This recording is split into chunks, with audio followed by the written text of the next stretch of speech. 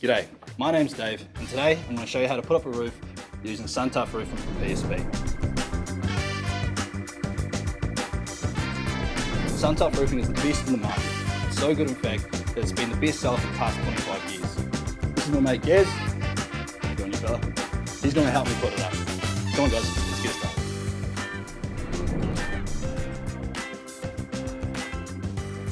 Now, before you get started, you want to make sure that the purlins are no more than 900 millimeters apart on your roofing structure. Then of course you want to figure out how many sheets you're going to need. The sheets are 860 millimeters, but of course you want to take into consideration the overlap. So there'll be 50 millimeters either side. Best way of figuring this out is measure the length of your roofing structure and then divide that number by 760 millimeters. This is going to give you the exact number of sheets you're going to need. Now the sheets come in various different lengths and sizes. So what you want to do is check out the specification table online to let you know exactly what sheet you need to know the best. But make it really, really simple. You can actually cut these as well. Buddy, you want to chuck us up the sheet? It's very, very simple.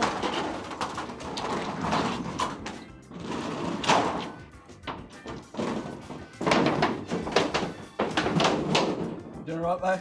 You want to take your pie? Thanks. That'll do. Cheers, mate. Now, as I said, it's very, very simple to cut these if need be. Now, you can use tin snips. You can also use garden shears. But what I like to use, simple scissors. Very easy, very simple, and all you have to do is cut like this.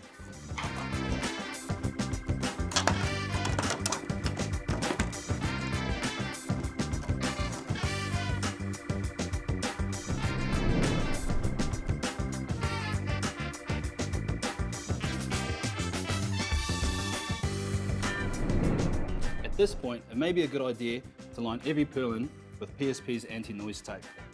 Check us here, mate. Good on you, fella. Simply just place this along the edges of the purlins. This way it will stop any creaking or any noise that may occur from the roofing.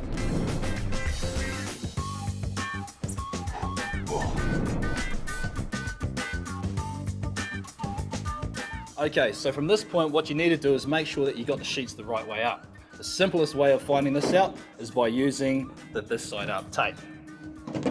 Exactly, mate. Now it's very important to make sure that you have that top layer on top because it has been coated with a special coating in order to block our UV rays. You want to get that sticker off there. But also bear in mind that you want to make sure that the overlapping edge stays away from the prevailing wind. What can happen is when the wind comes in, it can lift the sheet, and we definitely don't want that. Yeah, mate, check us the drill, buddy. Drill, yep. Your 14.5 volt battery powered drill. Build a whole deck once with one of these. Didn't have a hammer, have to sort of smack them in on that, but these I got past these Super Drive Pros, self-cutting, galvanized.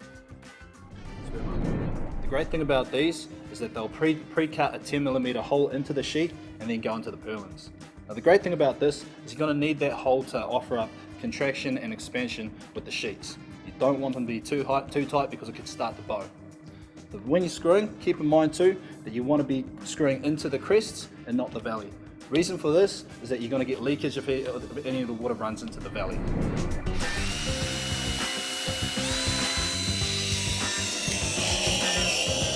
So as you can see here, what I've done is I've actually gone in on each edge, I've gone and put the screws in on every second crest.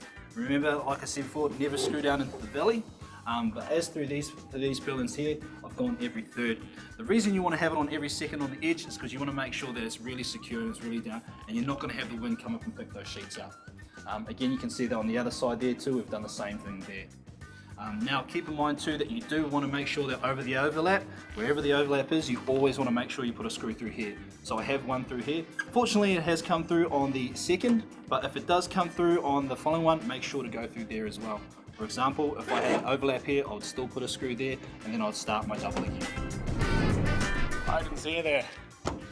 Tough stuff, isn't it? This is a Suntuf corrugated polycarbonate sheet.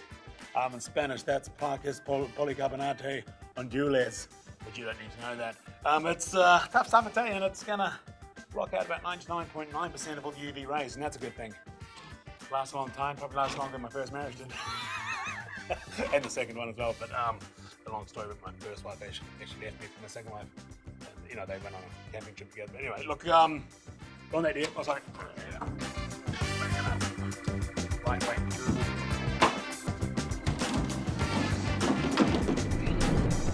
Now to finish off the roof, what we're going to use is a apron flashing from PSP.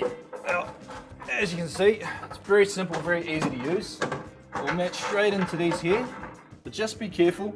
If you're ever going to take out the weatherboards, what you need to do is make sure you get this done by a registered builder, as this can affect the weather tightness of the building. Other than that, you can make sure you use a silicone or a tape just to get that in, get that seal nice and tight, so you're not going to have any water dripping down the edges there. Alternatively, PSP offer their own set of accessories. What you have here is a ridge flashing. They're great for, obviously, whenever you have a roof that comes up to a point like that and you need to seal up the ridging. Also, we have these, which is an E-filler, really good for conservatories. If you need to cover up the air and everything like that on the sides there, this is what you're going to use. So thanks again for watching our video. Make sure to check out our YouTube channel, which is PSP New Zealand. We can see a lot of other tutorials, and also make sure to check out our website, which is psp.co.nz. Thanks for your time, and we'll see you guys next time.